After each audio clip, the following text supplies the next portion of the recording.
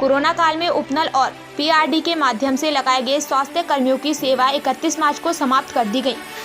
तब से health workers सरकार से समायोजित करने की मांग कर रहे हैं। State frontline health workers union Uttarakhand के पदाधिकारियों ने अपनी सेवा बहाली की प्रक्रिया जल्द पूरी करने की मांग उठाई।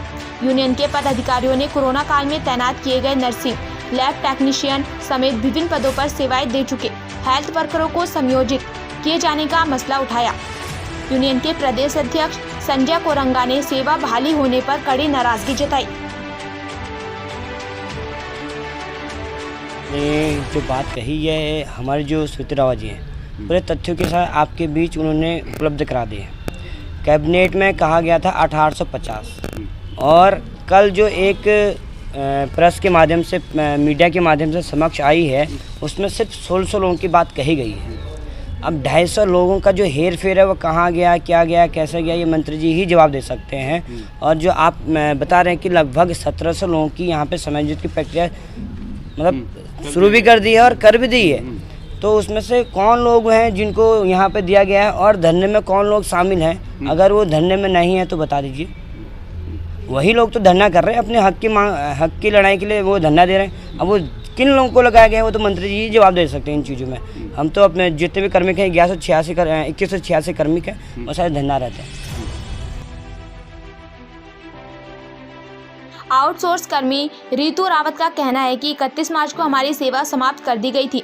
उसके बाद सरकार की ओर से उन्हें बार बार सेवा बहाली के आश्वासन दिए जा रहे हैं, लेकिन अभी तक उनका सेवा विस्तार नहीं किया गया।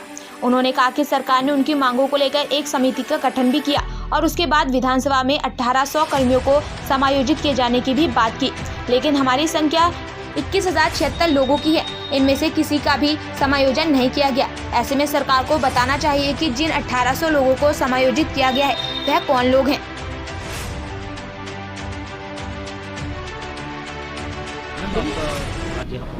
क्या विषय?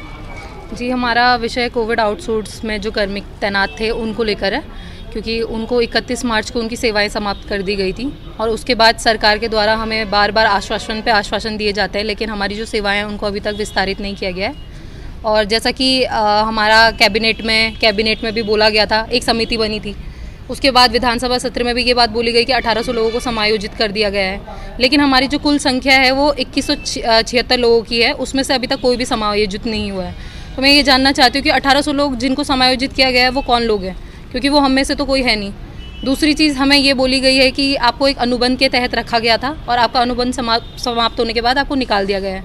लेकिन यहाँ पे मेरे पास 2 जॉइनिंग लेटर हैं, जो कि दून हॉस्पिटल और मेडिकल कॉलेज जो है हमारा, उसमें तैनात जो कार्मिक हैं उनके हैं।